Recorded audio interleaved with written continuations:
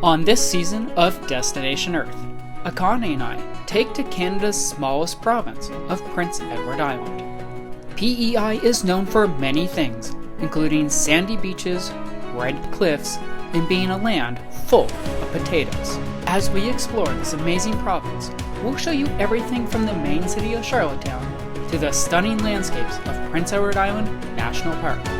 Where are we off to today? Let's find out. Well, it was our last day in the central part of Prince Edward Island National Park. Up until this point, we had been to the easternmost section of Greenwich, where we saw the famous sand dunes.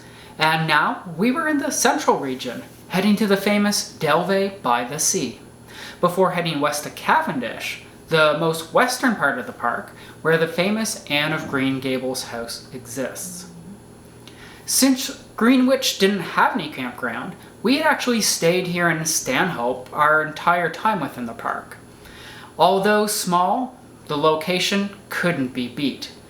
We were right across the street from the ocean. Looking back at our time in the campground, we had a great time. Although most of the weather on the trip was really good, we did have a few nights of rain. That's right, so one of these times was when we actually arrived. We took the time to set up our camp and even had to go one step further and put a tarp over top. We had to use the car as an attachment point, and let's say I'm glad we did. It rained really hard that night. We had to use the cooking shelter in the park to heat up our food and hide from the rain. We weren't the only one there, however. We ended up making friends with the people there who had fire going inside the wood stove and played washatos and talked for a while, making our stay more memorable.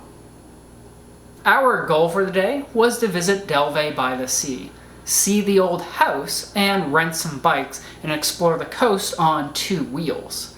Before we did, however, we decided to hop down to the beach and enjoy the sand one last time. Dalvay-by-the-Sea is a short drive from the campground. We didn't know much about this National Historic Site before arriving. This was our first time finding a National Historic Site within a national park itself. We began our time by walking outside and exploring the geese-filled grounds. This home was built between 1896 and 1899 by Alexander MacDonald of Cincinnati, an industrialist. Dalvay-by-the-Sea is a fine example of a summer house in the Queen Anne Revival style. Its picturesque form is animated by the profusion of bays, gables, and dormers, and by contrasting colors and textures, and by the use of local materials. Typical also of the style is the welcoming central hall inside, with its large fireplace, wood paneling, and second-floor gallery.